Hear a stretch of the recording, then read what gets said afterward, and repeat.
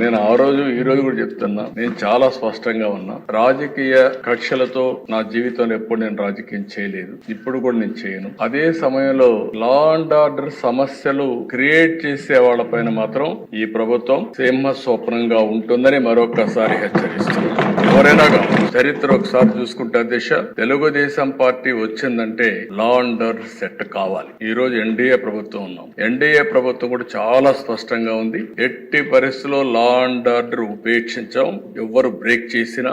అందుకే ఈ రోజు మీరు చూసినప్పుడు ప్రత్యేకంగా నేను ఎన్నికలప్పుడు కూడా చెప్పాను, నేను సమస్యల్ని జరిగే లా అండ్ ఆర్డర్ కంట్రోల్ చేయగలుగుతాను, కానీ కొంతమంది గంజాయికి అలవాటు పడి డ్రగ్స్ కి అలవాటు పడి అలాంటి వ్యక్తులు రాత్రి మారిపోతారంటే చాలా సమస్య ఉంటుంది, అడిక్షన్ అయిపోయి ఉంటారని చెప్పి చెప్పాను. అది ఇంకా కంటిన్యూ అయ్యే పరిస్థితి ఉంది.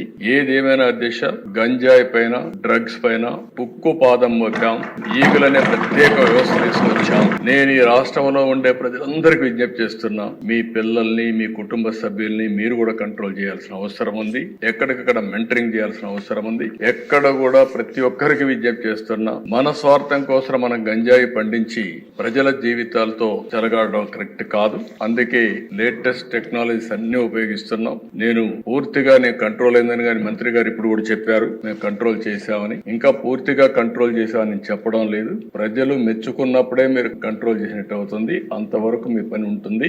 ఎట్టి పరిస్థితుల్లో ఈ రాష్ట్రంలో ఒక్క ఎకరా కూడా గంజాయి పండించడానికి వీలు లేదు. అది జరిగే వరకు నిరంతరం ఈ ప్రభుత్వం పోరాడుతుందని చెప్పుకోవడానికి ఒక్క మాటలో చెప్పాలంటే గంజాయి పైన డ్రగ్స్ పైన యుద్ధం చేస్తున్నాం. ఈ యుద్ధాన్ని ఆపే పరిస్థితి ఉండదు. లేటెస్ట్ టెక్నాలజీస్ ఉపయోగిస్తాం, సెటిలైట్ ఉపయోగిస్తాం, డ్రోన్స్ ఉపయోగిస్తాం, ఇంకా ఎక్కడెక్కడ ఏజెన్సీస్ ని పెట్టాలంటే అన్ని కూడా పెడతాం. అవన్నీ పెట్టి పూర్తిగా బార్డర్ లో కూడా మన రాష్ట్రానికి రాకుండా కూడా చెక్ చేసి యంత్రాంగాన్ని కూడా క్రియేట్ చేసుకుంటాం అని చెప్పి కూడా నేను మీకు తెలియజేస్తున్నా. ఎవరైతే గంజాయి పండించే అమాయకులు ఉన్నారు వారందరికీ ప్రత్యామ్నాయ ఉపాధి కల్పిస్తాం.